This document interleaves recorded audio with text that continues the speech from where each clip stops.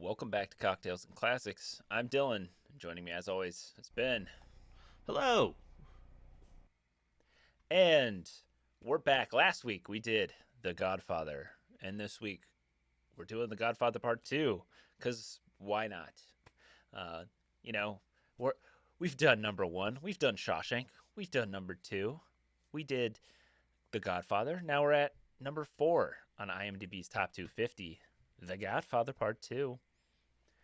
Um, to kick things off and get everybody in the right mood, we're going to go to this week's cocktail, tied to a line in the film, because we had to. Uh, when they're in Havana, Fredo asks how to order a banana daiquiri in Spanish, and Michael tells him banana daiquiri. So we're doing a banana daiquiri. Thing is, I hate bananas, so this should be fun. It's a bold strat. Bold strat. For those of you wondering, we're recording late at night, so I had mine earlier. I finished it about 15-20 minutes before we recorded. So, did you use banana liqueur or did you use banana? I used frozen banana. Same. Okay. So, I think the only difference in the recipe I used versus what you sent, they were slight, but we can talk about it. I'll let you go ahead and break down what you did, and then I'll share how I skirted around some ingredients and just used what I found on the internet. Hey, that's fair. We're just giving you guidelines.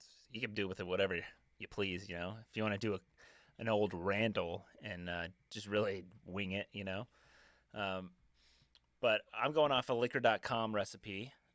It's 2 ounces of aged rum, a half ounce of banana liqueur, 1 ounce of lime juice freshly squeezed, a quarter of an ounce of demerara syrup, and you throw that all into a shaker, shake it over ice well chilled, or until well chilled, and then you strain it into a coupe glass.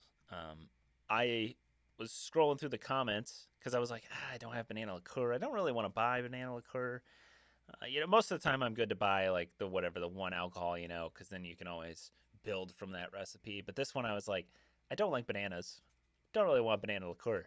I have frozen bananas in the freezer for like smoothies and stuff. So let's do that. So in the comments, somebody said, if you want to incorporate real banana, my advice is to just break some in half and freeze, and then toss half into the blender and don't add any ice. So that's what I did. I did the take out the banana liqueur and just put in a banana and blend it.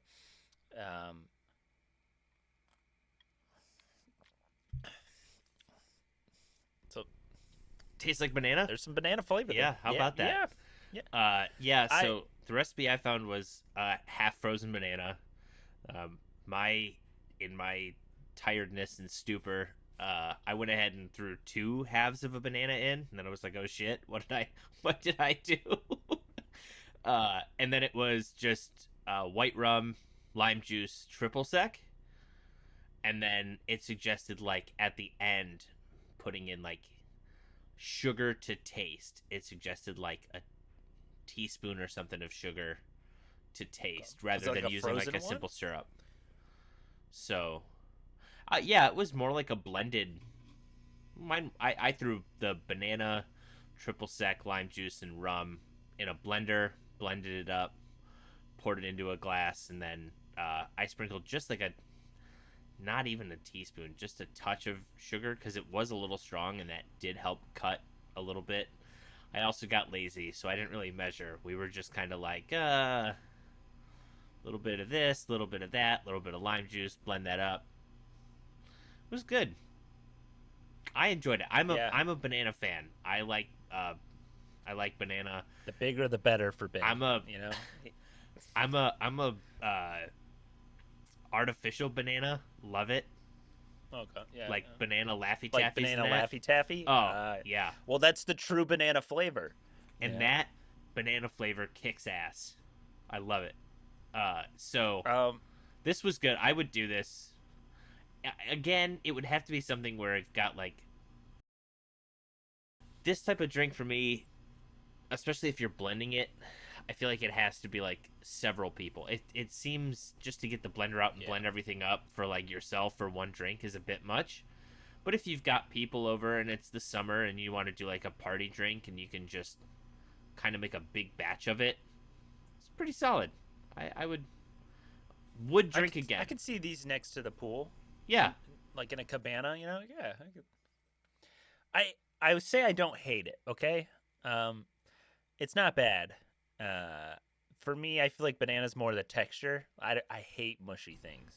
Mm. I cannot do mushy foods. So the taste of this is not that bad. And I've gotten used to it because I feel like every smoothie you ever get is like pineapple and banana, apple and banana, orange, strawberry and banana. You're like, okay, well, there's gonna be some form of banana in this thing, and I can single out the banana taste out of every other flavor in this smoothie, but uh, it's kind of how this is working for me. So this might be super alcoholic, but I can only taste the banana. I think it would be good with like a. I'm a sucker for a nice like coconut rum, so I think it would be good throwing a little bit of that in. I recently bought a pineapple rum, and Oh, well, I shouldn't say okay. I recently bought it. I've had it a while. I recently opened it. It's just not good. Really? Oh, okay. Nothing I've. It doesn't taste pineapple-y, and everything I Okay. mix it with, it just tastes off. Is it a specific brand? Yeah, it's not like a Captain Morgan or like one of the Is it regular. Plantation? I think they make a pineapple one. It might be. Um, I will say I don't know how much coconut flavor it got me. I made the demerara syrup and I made it with um, coconut sugar because I Hmm. same sort of thing. I was like, this is kind of tropical. I'll put a little Yeah, coconut sugar in there. I don't know how much it actually added, but yeah, it's placebo effect, right? yeah, yeah. And if you want to make a banana daiquiri while you're watching Godfather Part II, hit the show notes below. We'll have the recipe down there, and you can hit up the Drizzly or Casker links. I think it's just Casker now, but hit up the Casker links and make yourself a banana daiquiri. Go over to our Instagram at Cocktails and Classics Pod and tag us in your post. Like, be like, hey, I made this thing. Post it on your story. We'd love to see your cocktail and let us know what you think about the banana daiquiri. Godfather Part 2 is available on Paramount Plus as of recording. So you can head over there and watch it if you have not seen it, because we're about to spoil this movie. Godfather Part 2 is a 1974 great year for movies, Ben. Excellent year for movie. You know what else was nominated for Best Picture? Chinatown, one of my favorites. Um, it currently sits at a 9 out of 10 on IMDb, making it the number 4 top rated movie on IMDb's Top 250. The early life and career of Vito Corleone is portrayed. Fuck me. The early life and career of Vito Corleone in 1920s New York City is portrayed while his son Michael expands and tightens his grip on a family crime syndicate.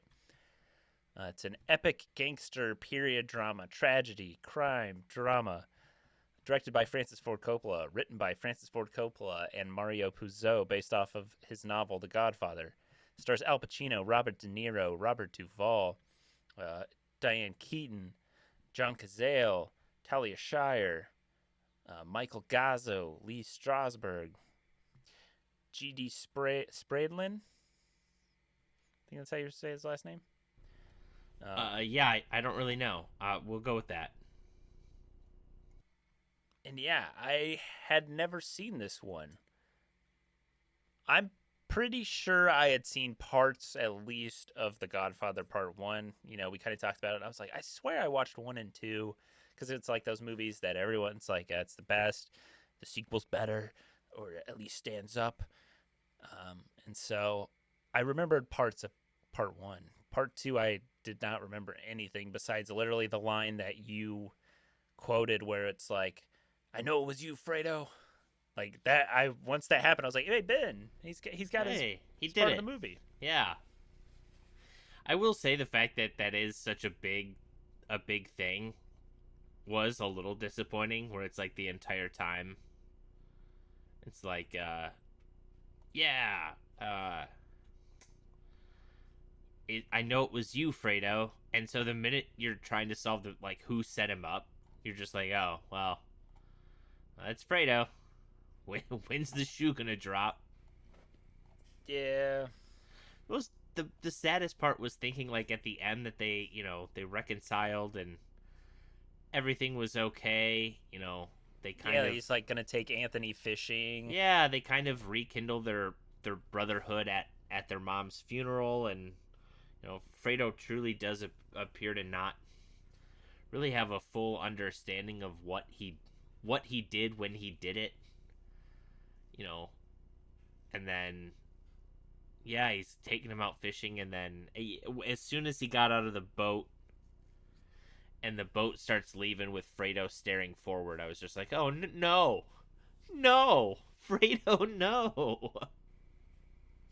Yeah, I kind of spoiled it a little bit for myself with some of the reviews towards the end that we'll read, uh, because one of them does mention that um, how it happened. Like it was literally just like a small thing, but I was like, no, he's going fishing, no.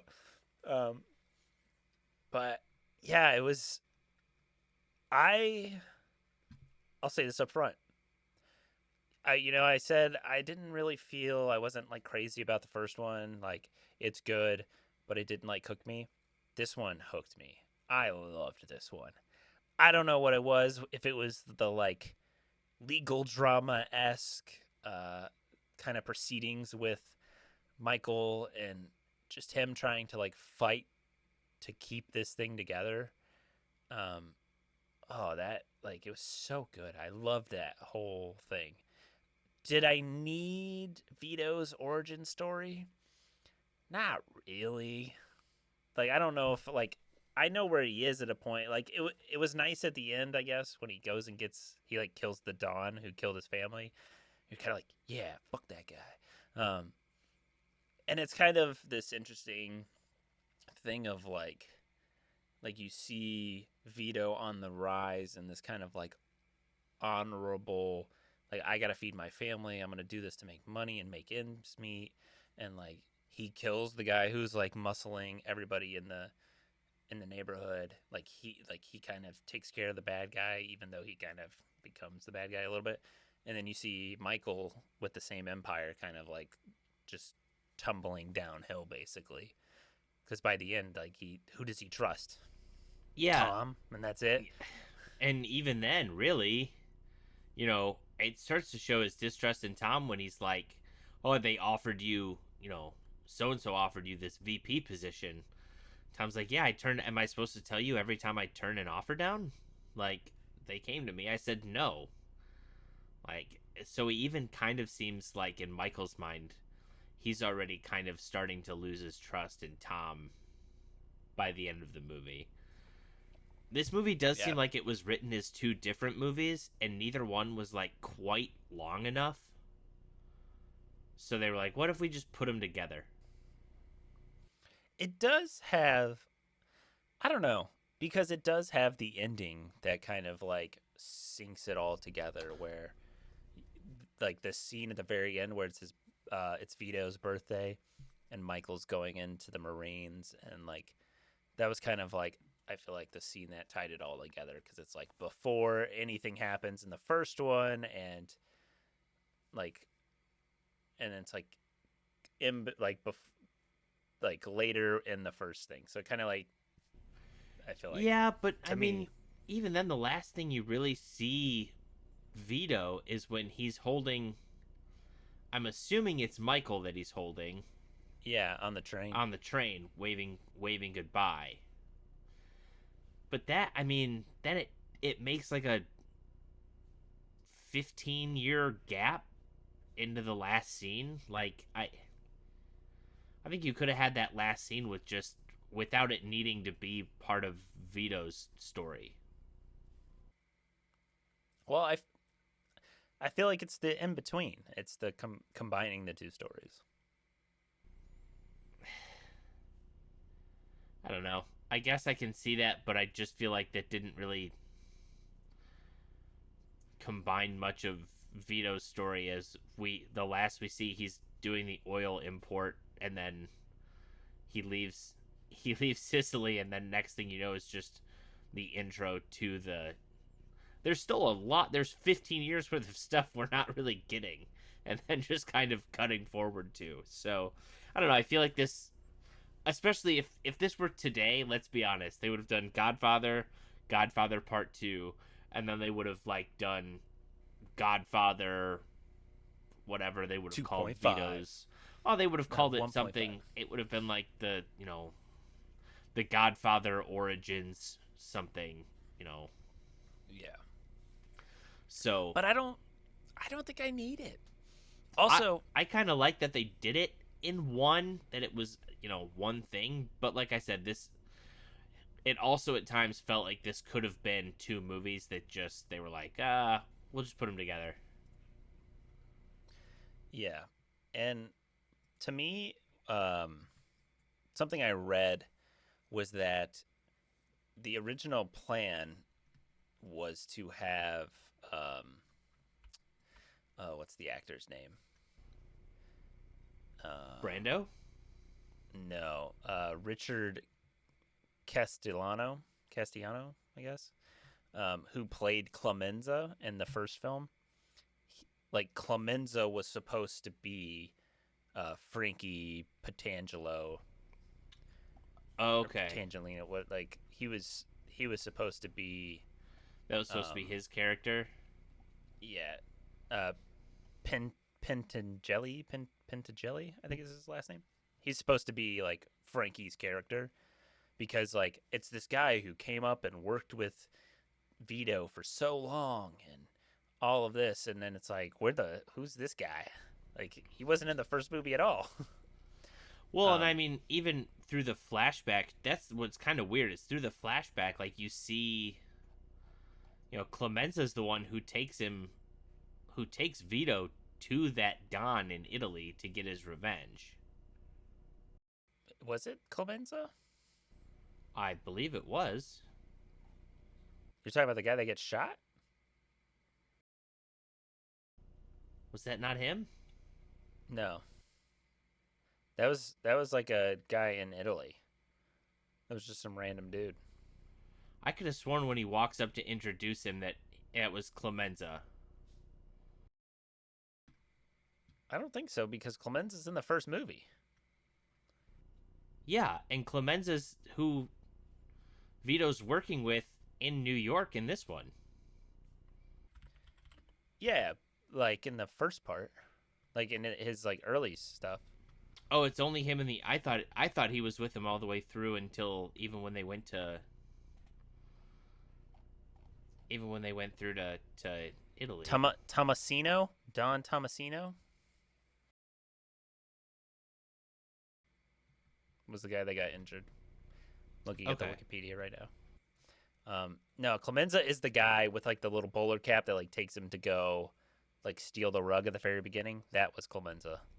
Yeah, I just for some reason I thought that was him at the end too, but maybe they just look similar to me for some reason. Yeah, but like, so the I think Francis Ford Coppola like the idea was originally it was gonna be Clemenza, but then Castellano wanted to like write his own lines and do all this stuff, and like Francis was like, nah, that's okay. So then they just like wrote a different dude in, It was which kind of weird that it was it's just like fine. this.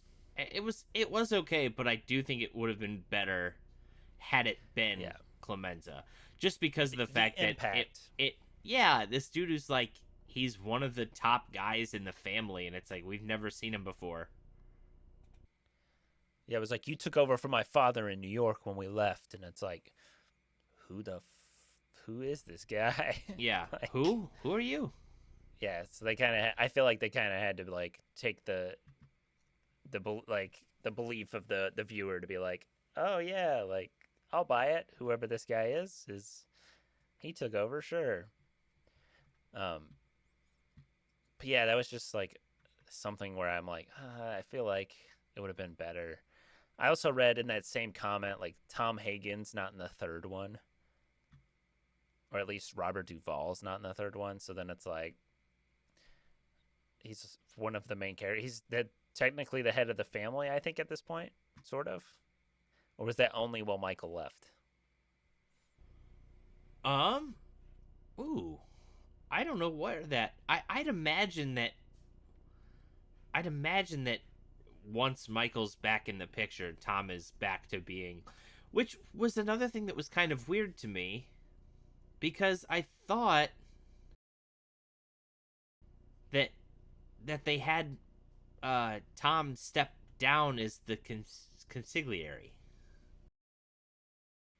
Yeah. Well, I think he is. I think he did at the time. Like he was just his like lawyer. That's why at the one part Yeah, he's like, but I mean, "You're even not supposed to be here." but then towards the end of the movie, he's having him do all these things that just seem way more involved than what would have been if he were just. I do think he kind of was like, "Hey, like now you're back. Now you're back in Okay. here." Okay. Because yeah, I mean, I guess that would be my excuse. Was like because he's the only one he can confide in, basically. Yeah. Yeah. That's. I was just confused. I really enjoy. I feel like this one. I feel like they're both kind of like slower movies, and supposedly like Francis Ford Coppola was asked to put more action and more stuff happening in the first one, and then they kind of like gave him a blank check in this one because the first one did so well.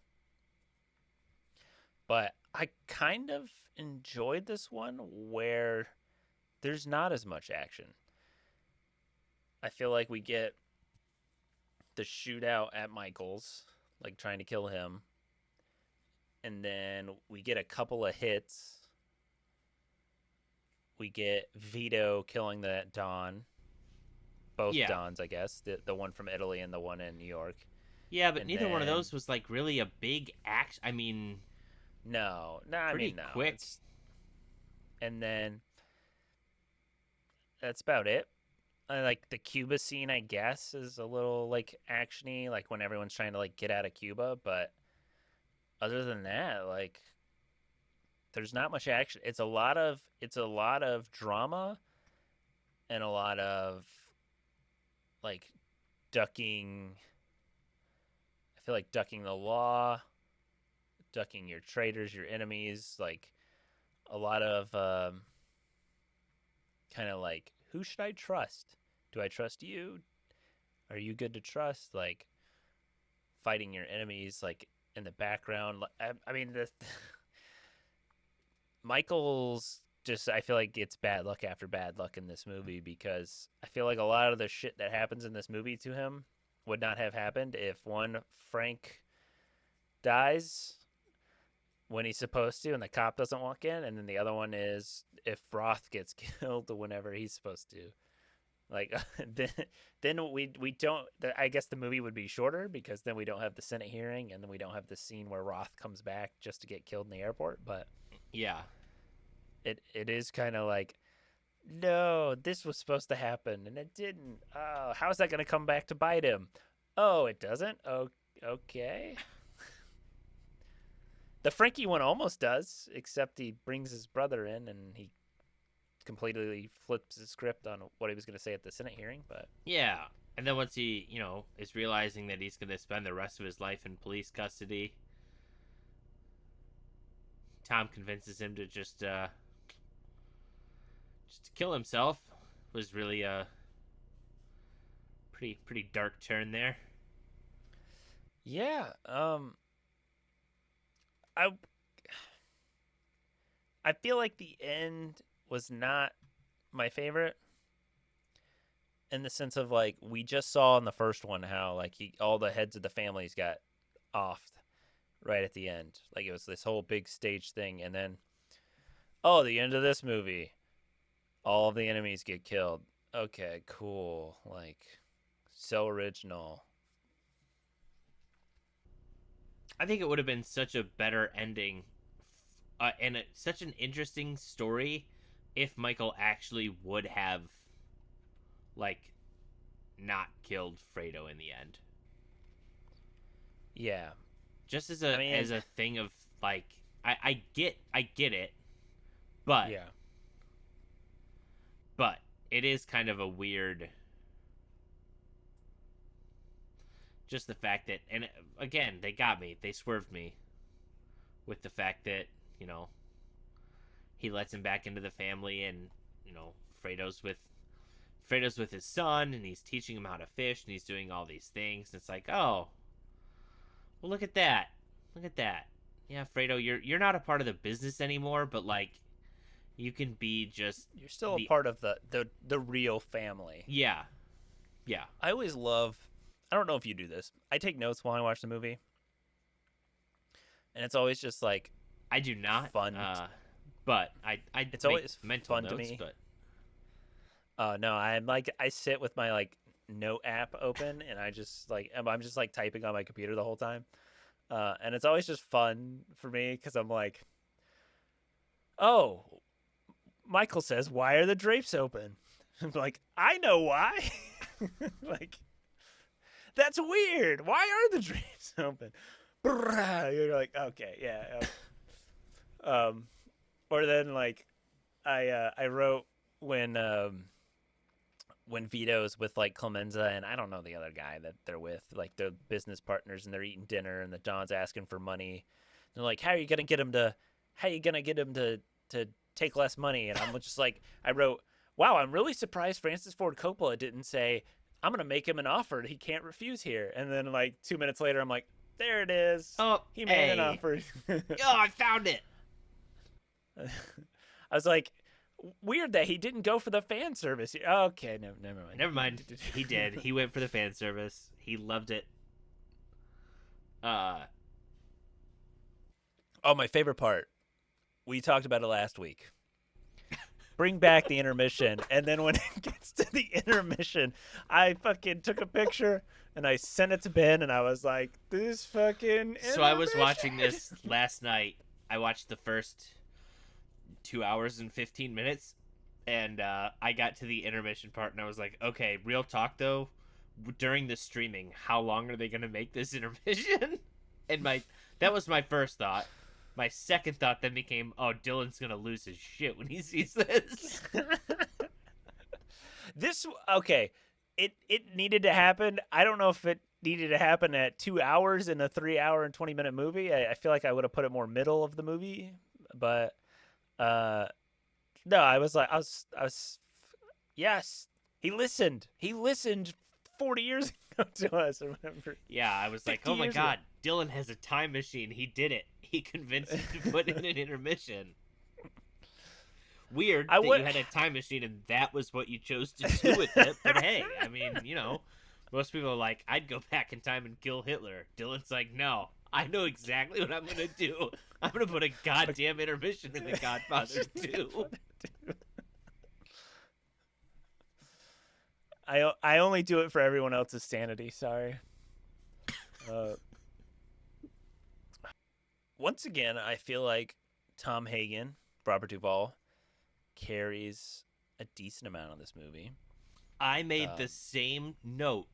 I know I said I make mental notes, but this one, once again, I got to the end of the movie and I was like, Robert Duvall does not get enough credit when people talk about the Godfather series. Everyone jumps to Brando and Pacino, and then, due to this movie, De Niro, and I feel like yeah.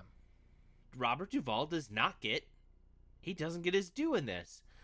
Also, we talked about it in a previous episode when we did Dog Day Afternoon. But John Cazale, Cazale, I think. however you pronounce it, he was fantastic. I thought in the first movie, like, yeah, he was there. He's kind of just there, right? Like, Yeah, it's all he right, but he exists in the doesn't world. really do a whole lot. He was so good in this Oh, movie. It's like the scene with Michael when he's like when Fredo's like laid back in the chair and he's like talking to him about like, well, I didn't know it was gonna be a hit. And he's like, well, what do you know about the Senate hearing? And then Michael like tells him that he doesn't want anything to do with him. Like Fredo in that scene is so good, where he's like, "You're my little brother, and you're watching out for me. That's not how it's supposed to be." Yeah. Do you understand? Do you know how it felt to just be completely skipped over? Just to be told to go get someone from the airport or keep someone busy for an hour? Do you know how shitty that feels? But the fact that this guy made what, he was in 5 movies before he passed way too early. Every freaking movie this guy was in was nominated for Best Picture. John Cazale only made bangers. I think that exact line was said in Dog Day Afternoon. Probably was. Probably was, but it's impressive. But yeah, I thought the his character getting so much more added and fleshed out was just so well done. Um, one one thing that I would like to know, and I don't know that there's an answer. To be honest, I'm okay also with kind of not knowing. Uh, when they did the flashback with them all around the table before uh, Vito's birthday, when was that shot? Like, are you wondering if it was shot at the in between the movies or at the end of the first one? Al Or Pacino looks younger. He looks, and either they just did a great job of aging him throughout the first and second oh, movie. the last But shot of the movie, he looked old as fuck. oh yeah, I was yeah. like he had like super bags under his eyes, and like But I mean, maybe even that's just makeup, or in the in that flashback scene, he looks so young. yeah. I mean, maybe they did shoot that at the like in the first movie. Yeah, I don't know I because Tom Hagen looks old in that scene, so that's what confuses me. But yeah, but Tom Hagen looked old from jump. yeah, But also then at the same time, props to James Caan, because I that would be difficult to like be out of it, not be in the next movie at all, and then be like, hey, you're gonna come in for this 2-second part, and then just be able to get back into character like you never left. That's what makes me think maybe it was filmed like during part one, or maybe towards the end of part one. Maybe it was going to be a flashback during the first movie. I don't know. I don't know.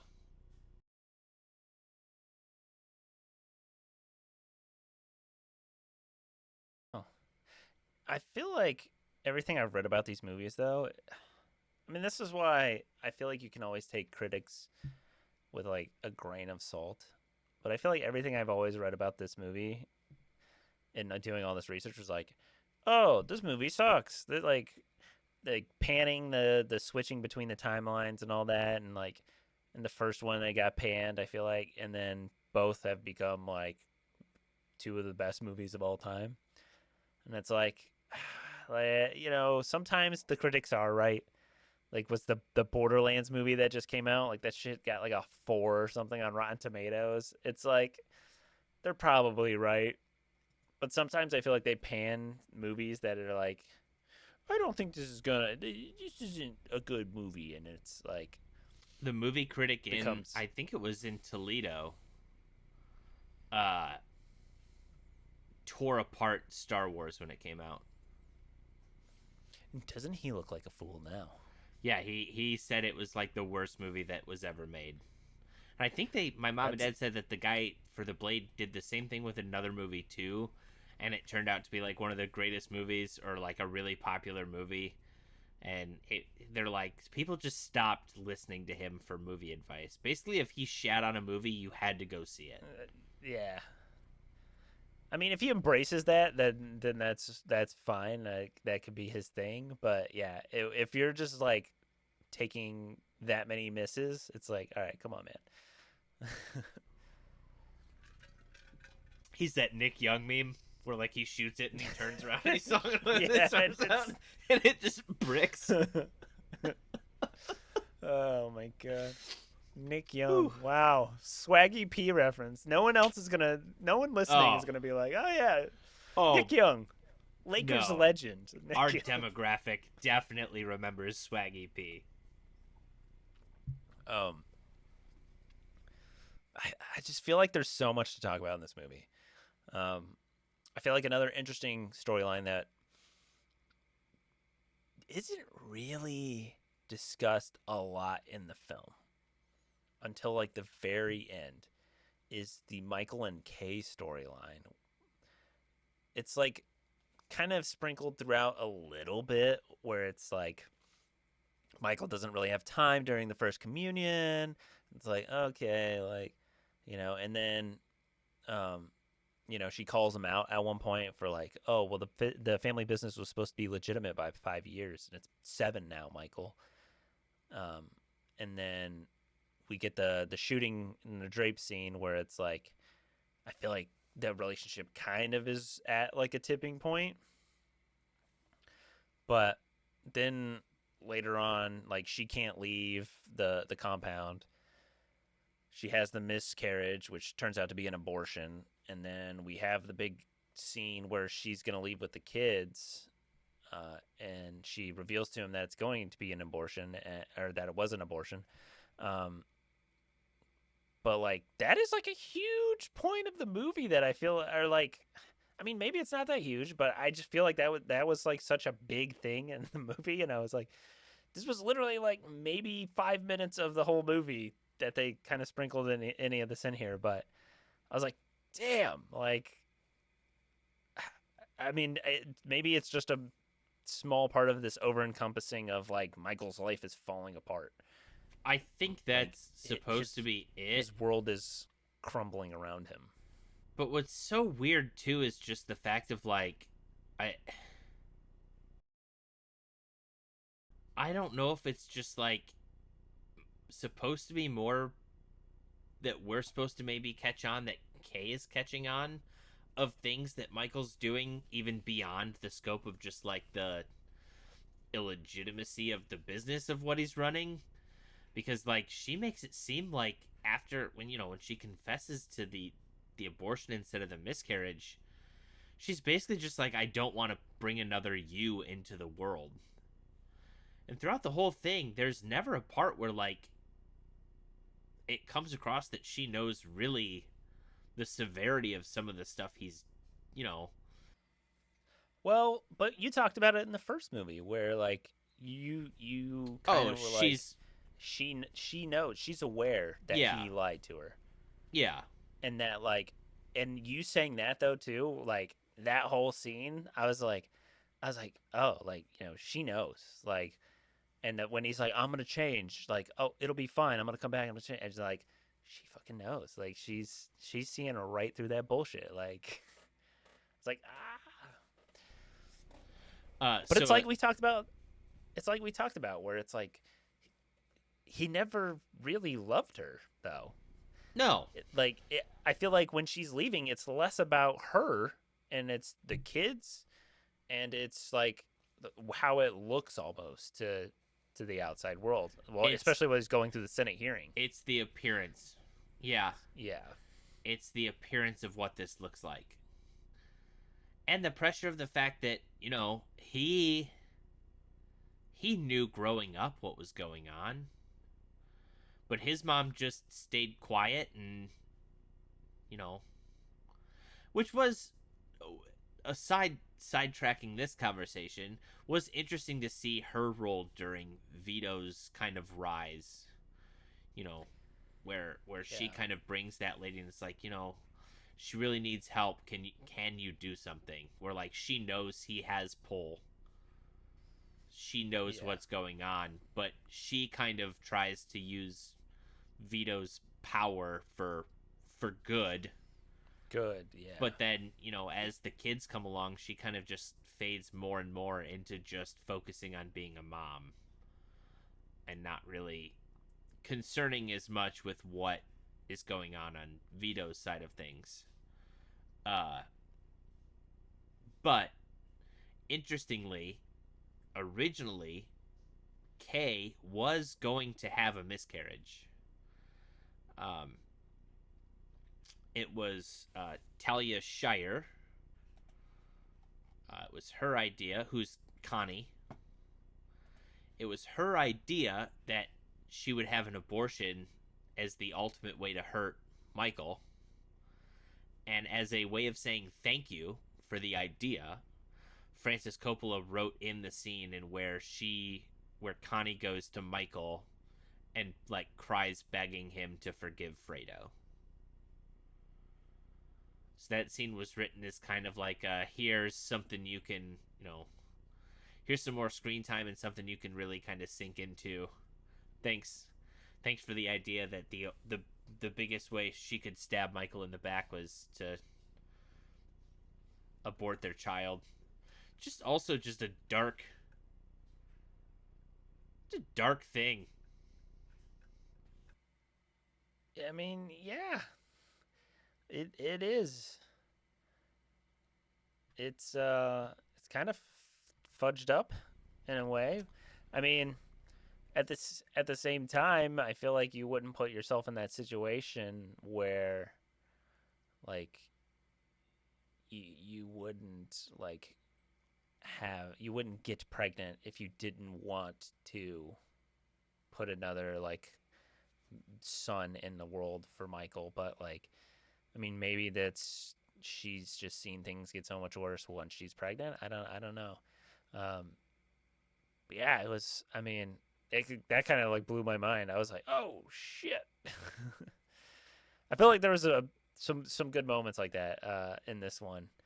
Like when Tom goes and talks to Frankie and they talk about the Roman Empire and like, oh, they would kill themselves so they wouldn't their fortunes wouldn't go away and their families would be treated fine. And I was kind of like, I was like, oh no, is Robert Duvall like is Tom Hagen about to do this? Like because he was like talking about trying to leave and Michael didn't like that and I was like, oh. And then it ends up being Frankie and I was like, oh shoot. Yeah, it was kind of an interesting. Like I said, that whole conversation to me was just so interesting. Of like, because you knew he sent Tom to take care of it. Yeah. It's like, how are you going to kill? There's no way to kill him. Oh, there's always a way to kill someone. It's like, okay. I'm sitting there wondering. I'm like, okay, so how is he? How is he doing it? Is it gonna be like a poison cigar? Is he gonna have like a hidden blade somewhere? Like, how the hell is he? And then I'm like, well, wait a minute. If they're gonna try to put a hit on someone, they're not sending Tom to try to discreetly kill someone and then just walk out. There's no Yeah. way. Tom has too much value to be just a hitman. And then as they're having the conversation, it's like, okay. And then as they're talking about the suicide, and you're just like, what? Wait, what? But yeah, I do agree. There's a time where that's going on where you're just like, is Tom kind of nearing the end of what maybe he's looking at everything kind of falling apart and sees that Yeah. Michael's kind of uh, in reality Michael's kind of losing it by the end of the movie. And so Yeah, maybe and Tom's I just mean like, maybe this is my way out. he's kind Cuz of the one that's like keeping him in check and questioning him because he's like, "What are you gonna kill everyone?" He's like, "Well, I don't want to kill everyone, just my enemies." well, and it was weird too when, even when Michael tells Tom, he's like, "Well, you can take your wife and your family and your mistress and you can leave if you want. You can move wherever and just be done." And I'm like, I feel like that's a setup that if Tom were to take that deal, he's dead. Yeah. Tom knows too much for Michael to just be like, "Go ahead. If you want to leave, leave." Like there's no way. Once again, loved the cinematography in this movie. Um, obviously, same things of they kept it pretty dark. There's a lot of like not being afraid of the shadows. Um, like the boathouse and just the way that it was like so uh, dark in there looked really good. But one thing that I feel like we didn't really get in the first movie that this one uses a lot of is these like really long dolly shots, especially during like Vito's story of like when he's in the immigration like at Ellis Island and it like follows along and you like see people moving and like that was really good. And then later on after Vito kills is it oh god what is his name Don I want to say it was like Fanucci or something. Oh, Fanucci? Fanucci, yeah, he Yeah. kills Don Fanucci, and then as he's like walking through that parade, and like you see all the people like partying in the foreground, and then he's like walking along in the background. Oh man, so good, so good. I love a good, long, sustained dolly or like steady cam shot. Yeah, I think even just some of the I feel like, and I don't, I'm looking back on a movie I just watched. Maybe I'm making it up in my head, but I also feel like the cinematography kind of felt different between Vito's story and Michael's story. And I thought that Yes, was also an interesting way that made them feel not just, I mean, obviously it felt like maybe there was a bit of a sepia filter on the parts with Vito to make it feel a little bit older in that, but but it it's also did, just lighter. yeah, I feel like, yeah. But it was and interesting that maybe it that's part it of does almost feel like it was shot like a different film comparatively. I thought that was an interesting, which again goes to my feeling of like it feels like there were just two movies that they put together. yeah. Well, and part of it I feel like is that the Godfather and when it's Michael's in Godfather Part 2, it is this like it's dark, it's shadowy because they are a part of the underworld and they're doing less than legal things and like that's why it's dark and in shadows and and then for Vito in the Godfather Part 2, his story is kind of lighter and like it's a lot more daylight. Most of his scenes happen in like the sunlight. And I feel like that is maybe this like brush of innocence that he has until he like gets to that point where he becomes like the Don Corleone. Oh god, I was just about to say something too that was leading me somewhere.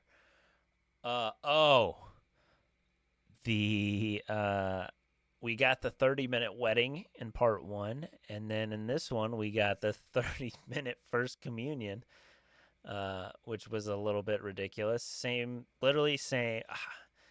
All right,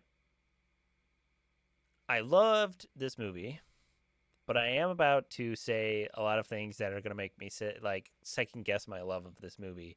Is that I feel like in this movie, Francis Ford Coppola literally used the first movie as a fucking template and leaned on it so hard with a crutch because oh, at least we got the Vito intro of this one, but then literally the first scene with Michael is the exact same. Like, oh, it's this big long communion. He's doing all this business behind the scenes, and he meets the senator for the first time, and like we get the plot introduction there. Oh, the ending is pretty much the fucking same. We kill off all the enemies. It's like, oh, come on, man. Like, just I wish it was like a little different. I mean, maybe that is maybe we're speaking I'm gonna get into my like when you go and you take an art class in college and you like do some bullshit and the teacher was like that was really good I love the symbolism here and how you did this. I'm about to pull that off right now. Maybe what it is that Francis Ford Coppola is showing us that it's a very cyclic thing taking over the Corleone family. You know, he Vito. He has the him and Michael both have this arc of doing their business at a giant family gathering, and then it's just a cycle. Life is cycles, Ben. And I really like how Francis Ford Coppola did that here. He told us with the script that it was very. I Yeah, don't know. I think he just kind of it worked last time. Let me do it again. But I think that yeah, that makes sense. I get that. I'm not going to argue with you. I do think that And to be honest, I think there are several movies that people look at as sequels of things that people love that are very similar to the original, but just tweaked to feel a little Um, different. hey, I love The Evil Dead, and The Evil Dead 1 and 2 are literally the same fucking movie, except Evil Dead 2 is funnier. They kind of leaned into the horror comedy more than the just pure trying to be a horror film. So, you know what? I could take a little. I could take a little copycat. you know. Hey, I'm not gonna sit and shit on anyone for doing anything. Uh, hey, you made something, it was good. You made something You else made you, that you people made also bank off of loved, it. You and it know. was, and not that it was. I mean, it wasn't a, it's not like it was a shot for shot remake. There obviously No, were differences, but yeah, it definitely did feel like that they went, okay, well, this is what happened in part one. Okay, we kind of need a, I think there was maybe not sequels of movies, but I think it was a big thing that TV shows did, especially like back in the 60s and 70s when it was, shows like Chips or hell, even like the Batman series and that, where it was like eventually you can only do so much. So a lot of the times you're just kind of following the same template. You're just kind of yeah, changing a couple things here and there of, hey, uh, introduce new bad guy. New bad guy commits crime. Uh, hero is alerted to bad guy committing crime. Hero goes to stop bad guy. Hero is trapped in dangerous situation. Commercial break. Come back from commercial. Or in some cases like the Batman show, cut episode, leave on cliffhanger, move to next week, start at cliffhanger, heroes escape, heroes do something, stop bad guy during crime, the end, good guys win. It's like, all right, cool, we've got a template for success here. No shame in that.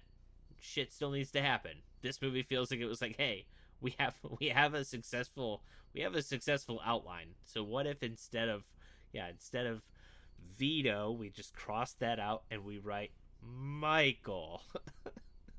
He hit control F on this script. It just went to find and replace. oh no. I does does he say it in the first one? I feel like Michael says in the first one, "I'm gonna make him an offer he can't refuse." At some point. He I want to say he does.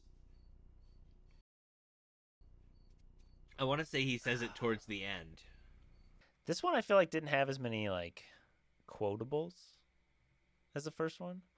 Maybe it's just because it was like, continuing the story, and it's not as like, I don't know. I feel like the first one's always going to be like more iconic. Yeah, I mean, this just one in general too was, uh, it, and again with it being split, right? I feel like that also makes it difficult for it to be as quotable. I think I know it was you, Fredo. You broke my heart. You broke my heart. That to me is the one that always. That's the one that sticks out to me. I don't know that my father taught me many things. He taught me in this room. He taught me keep your friends close but your enemies closer. I feel like keep your friends close but your enemies closer was a saying before this movie, but maybe I'm wrong. And if Yeah, this came from, unless this is where it's from. yeah, and if this is where it's from, then you know what? Props, because that's bigger than any, I think, almost any movie quote. Yeah, but I feel like I don't know. I just feel like the first one, like, yeah, I feel like, are you doing the same thing? Are you just on the quotes on IMDb? Because that's what I did, and I was like, really, this is the top quote of the movie. Yeah, Like part one has like leave the gun, take the cannoli. Um, I mean, the second one is My father is no different than any powerful man, any man with power like a president or a senator. Do you know how naive you sound, Michael? Presidents and senators don't have men killed. Oh, who's being naive now? Okay, like that's the second most popular quote. Yeah, like I said, I'm looking through everything and I just don't see anything where I was like outside of I think how do you say banana daiquiri? Banana daiquiri. I think that's the best quote in the movie. That was that was iconic. That Uh, might be I will say it. it gave me a chuckle. We were Said a lot talking of the about we were talking about Goodfellas having some lighthearted moments. This this movie movie. needed a little Yeah, levity. this movie definitely had a couple moments of good levity. Uh, I do think this movie had moments where you're like, okay, this feels a little not as heavy. Although the depths of the lows and emotional lows were, I feel like, definitely deeper in this one. Um, yeah, like I'm looking through, and a lot of the quotes I'm seeing are from Fredo and Michael when they're having that scene where Fredo's like, "I'm your brother. I was stepped over." I was like, that's the way Pop wanted it. Well, that's the way I wanted it. I handle things. I'm smart. Not like everybody says I'm dumb. I'm smart. I want respect. Like, yeah, good for you, Fredo. Good for you to finally really step up. But at the same um, time, I think most of the most of the quotable things from this are from Fredo, which is funny. For the fact that everyone claims that he's the dummy of the family, that I feel like he's the most quotable character in this movie. just gonna casually drop knowledge. Um, oh, I know we talked about this last episode. Uh, did you see that Lionsgate actually pulled the Megalopolis trailer that I was talking about last time with all the movie, I did like see the that. critic Yeah. quotes that they were fake? And they like fired the dude who made the trailer. Oh my god. I was uh, like, do I edit that out of the episode now that it's not real? I don't know. no, we leave it as a sign of the Oh, times. Because if there's one thing people in the future love, it's topical podcasts about shit that's already passed. no, if there's one thing people in the future love, it's when you go back in time and you add an intermission to a movie, Ben. If this is your first time tuning in, uh, every once in a while we like to go over to IMDb and Letterboxd, and we like to find some less than favorable reviews about the movie. Uh, I didn't dig too deep into like the 1 star like this movie sucks, like I just didn't like it, or the people I could clearly tell that were being memes of like it's no it's no U bowls under rain or some shit where I'm like, okay, dude, cool. um, but It's I went through some of the most popular reviews on Letterbox, it's and no I think Hubie there's some Halloween, chuckles in but it'll do. there. Don't don't even put those on the same plane. Hubie Halloween is obviously better than this Oh movie, my Ben. god, Um, the Sandman! Come on. uh, he just dropped a new stand-up special today on Netflix, by the way. Oh, Him and Connor Stallions. His isn't a comedy. His is a bullshit! I was hired to. Bullshit! I'm Watch the documentary, and I'm sure I'll laugh at it. so I got quite a few. I'm just gonna rapid fire some of them off here. Um, there was a lot of thirsting over on Letterboxd uh, from Fran Hoffner. Is there anything hotter than young De Niro ripping apart pieces of bread with his bare hands? 4.5 stars. 5 stars from Persia with a cherry emoji. It's time for the girls to reclaim this movie from the film bros. It literally has both Al Pacino and Robert De Niro at their peak hotness. And the scene where Al Pacino sucks on an orange, yeah, the plot stuff is good, but I mean, come on. You ever notice how movies back in the day would have like naked women for no reason, and we talked about it last week. Well, this movie decided, you know what we need? Hot dudes eating oranges. Nothing's gonna bring the women in like hot dudes eating fruit. We need Al Pacino to eat an orange like a fucking apple. Oh. No one questioned it either. The only thing I think that would have been more psychopathic was like a fucking onion. He's just like, bite out of an onion. You're telling me he's eating the fucking rind and pith, dude? Come on. Yeah, that caught me off guard.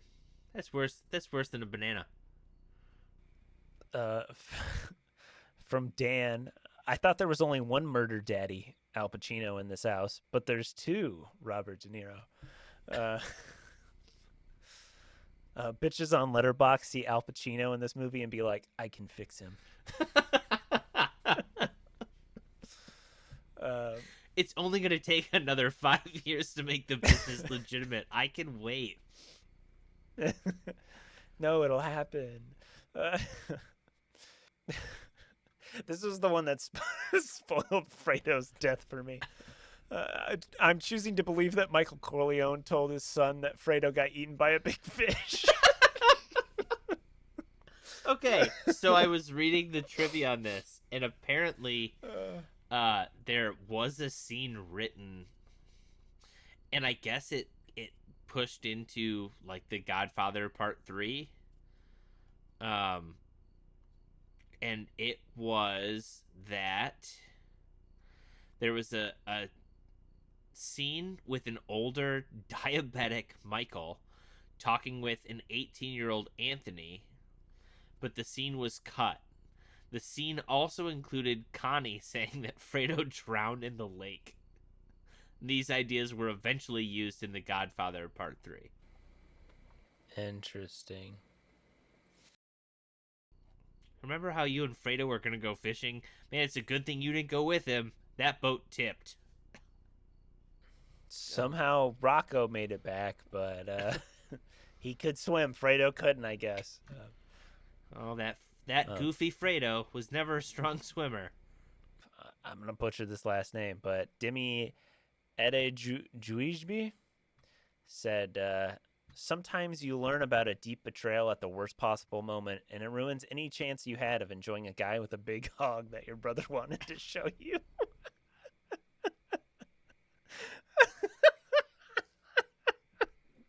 Oh my god, that was the funniest. I was like, Fredo's taking them to like a show where the dude's got a giant wiener. Yeah, Johnny Ola told me about it. Oh, it's fake. It's not fake. It's why they call him Superman. Yeah, I was so... I'll be honest, I was really worried when I saw them bring the girl out and start to like tie her up, and I'm like, I was God. like, this is gonna be the like donkey show or some. Is this gonna be something fucked up? And then they bring the dude out, and I'm like, okay, well, this is definitely gonna be. That's exactly. I'm like, is this gonna be the pointless nudity of the movie that we don't really need, but we're gonna get it regardless? A letterbox is always good for a nice little chuckle. Oh my god! I'm sorry. Wait, what? I'm looking into The Godfather Part III. The final installment, an aging Michael Corleone seeks to legitimize his crime family's interest and remove himself from the violent underworld, but is kept back by the ambitions of the young. While he attempts to link the Corleones' finances with the Vatican, Michael must deal with the machinations of a hungrier gangster seeking to upset the existing mafioso order and a young protege's love affair with his daughter. Okay, I need to read more about how we're tying in. Please tell me how we are tying in to the Vatican. It sounds like most of these movies like makes, even they're in Cuba during the Cuban Revolution, like it makes sense. You can go down there and kind of grease some palms and get shit done. Understandable. But I'm sorry.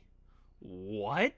What is going on with The Godfather Part 3 where they're trying to funnel money through the Vatican? All right, let's get into Wikipedia and Yeah. see if we can read into this plot. Okay, how old is Michael supposed to be? Do you think at the end of the Godfather Part II? I mean, theoretically, if my timeline is halfway decent, 27? Okay, in 1979, 30? he's approaching 60. 60. I So love he's this intro. Racked with guilt over his ruthless rise to power, especially having ordered his brother Fredo's murder. Like, oh my god.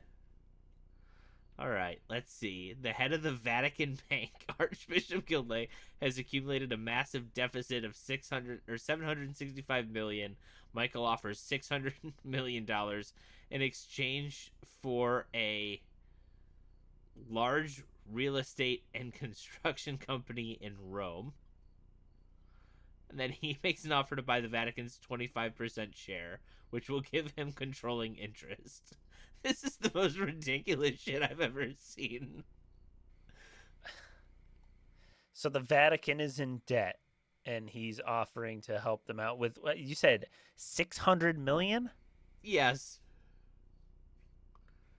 Yes, he's basically wants to become the largest shareholder and give him and buy controlling interest of a real estate company. And and he's waiting on approval from the Pope. What? Oh my god. Oh my! I just the top trivia thing on IMDb for Part 3 is Al Pacino was offered $5 million to reprise his role as Michael, but Pacino wanted $7 million plus a percentage of the gross.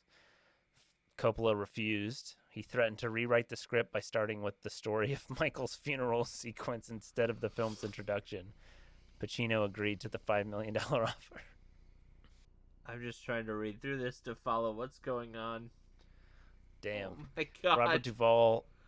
Robert Duvall was only offered $1 million for Part 3, so he turned it down, even though Pacino got $5 million and Diane Keaton got $1.5 million. And he said that he defended his position years later in saying making money was the only reason why they made this movie at this point in time, anyways. So I was gonna make money. So Michael and while trying while trying to legitimize his business by buying into the Vatican's real estate company, he finds out it's all a swindle. So then a hitman disguised as a priest kills Don Tomasino. And while Michael and Kay tour Sicily, Michael asks for Kay's forgiveness, and they admit they still love each other. Somehow, apparently, in Part 3, Michael and Kay get back together after what happens in Part 2. At Tomasino's funeral, Michael vows to sin no more. Following the Pope's death... Oh my god. Basically, this gets more ridiculous. There's a whole conspiracy going on in the Vatican, and that's how this connects to the Corleone family. What is this? Jesus Christ! So apparently, as this is going on, this hitman. Oh Jesus! What is going on? I can't even follow all of this. It is so confusing. But apparently, spoiler alert for The Godfather Part 3. The hitman shoots at Michael, wounds him. The second bullet hits Mary and kills her. And then another character shoots and kills the hitman. Michael cradles Mary's dead body and screams. The scene fades into a montage of Michael dancing with Mary, Apollona, and finally Kay. Years later, elderly Michael, sitting alone in the courtyard of a Don Tomasino's villa, slumps over, falls to the ground, and dies. That's it. That's the end.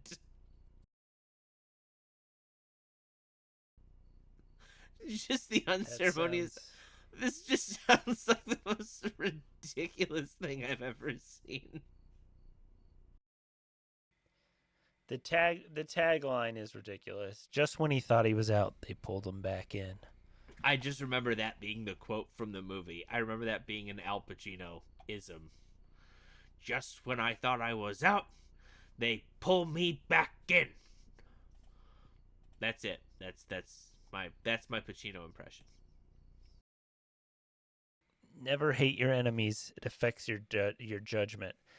That does not sound like Michael Corleone at all. The dude has literally killed everyone at the end of the past two movies, and now he's And in the trivia section, he even says Al Pacino says he did not agree with the portrayal of Michael in the film.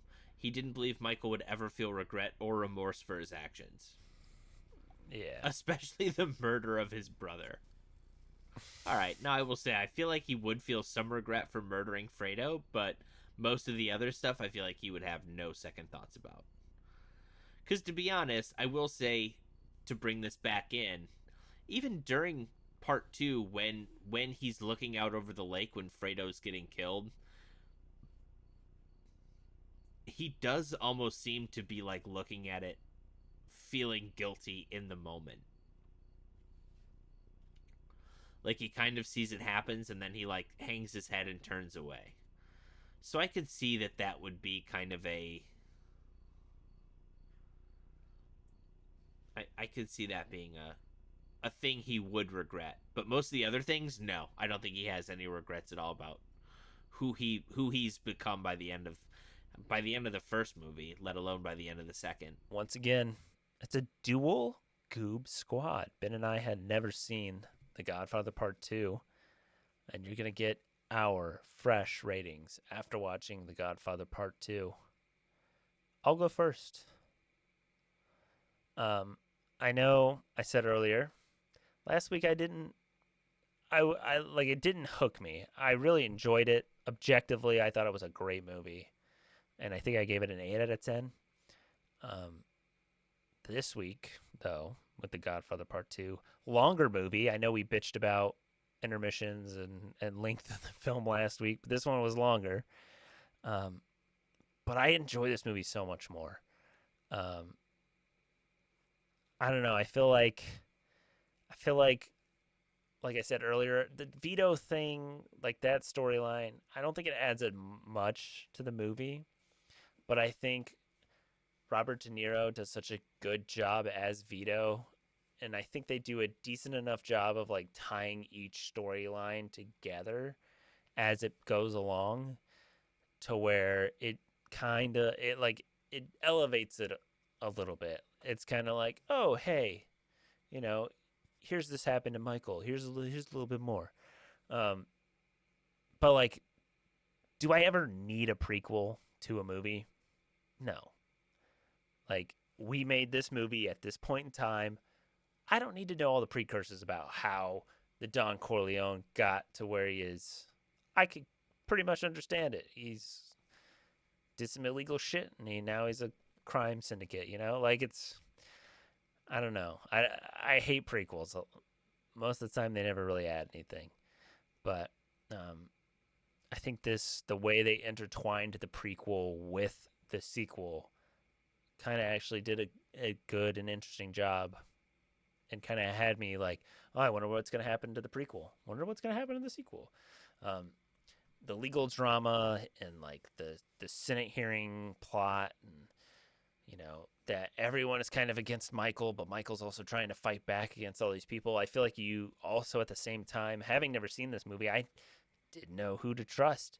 Like when he goes and sees Frankie and he's like, Roth tried to kill me. And then he goes and sees Roth and he's like, Frankie tried to kill me. And it's like, what are you doing, Michael? Who are we actually trusting here? I'm so confused. Like, what's going to happen? Um, and like I said, Oh, we have the long scene of the Don doing his business during the family event. Oh, the ending is somewhat similar with all the loose ends are tied up. Cool. But beautiful cinematography, amazing performance from Al Pacino, great performance from Robert Downey Jr., Robert De Niro. Um, different movie. Um, yeah, I don't know what it was, but I was just so much more hooked into this movie. Maybe it's because I was already invested because I'd seen the first one. Um, but I do agree with a lot of people who I've heard say that this is a sequel that surpasses its predecessor. And for me, I'm going to give The Godfather Part 2 a 9.5 out of 10. I loved it. Uh, am I going to watch it again soon? Probably not. It's super fucking long. But like, this is going to be one of those movies where I feel like when my kids get to like an age where I'm like, hey, let's watch some like of the best movies of all time. Like, are you interested in movies? Let's try it. And I feel like 2001: A Space Odyssey, Godfather Part II, super bad, but Hubie uh, Halloween. he would be Halloween 2 whenever that comes out. But yeah, I don't know. I feel like this one, I could see this being the number 2 best movie of all time. I could see this being surpassed and higher than The Godfather on the list, but I don't know. I think it's number 5 on Letterboxd actually, though. Yeah, but that's all I gotta say. Watch it if you haven't seen it. It's worth it. Um, so I don't think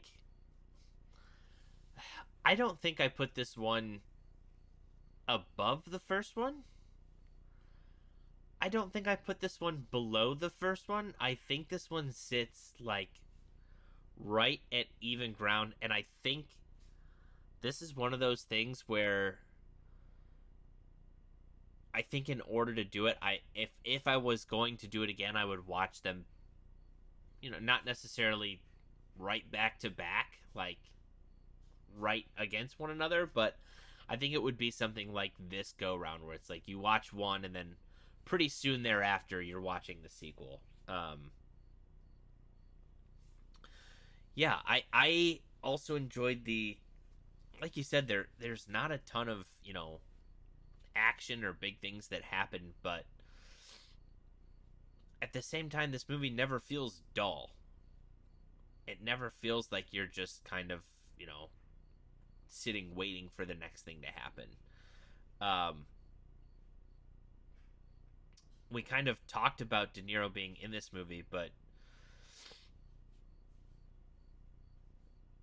I'd imagine it's kind of difficult to walk into a kind of prequel setting of things, and not only are you stepping into playing another character or playing a character, you're stepping into playing a character that someone else has already done phenomenally well and has literally like Oscar worthy performance of a character. So you have to now come into that and play both a character and also an actor. And I watched most of the time being like, in awe of the fact of how well he did as being Brando's Vito Corleone. We don't really talk about the fact of, even just his how he kind of what the way he talks. You can see as he gets older how he sinks into that Brando where he's got like what seems like he's got cotton stuffed in the bottom of his jaw. The way he kind of whisper talks and everything, it does seem like it lines up. He does just a phenomenal job. Um, Again, like I said, I think the unsung heroes in this movie are definitely Robert Duvall and John Cazale. I think both of them are phenomenal. Um,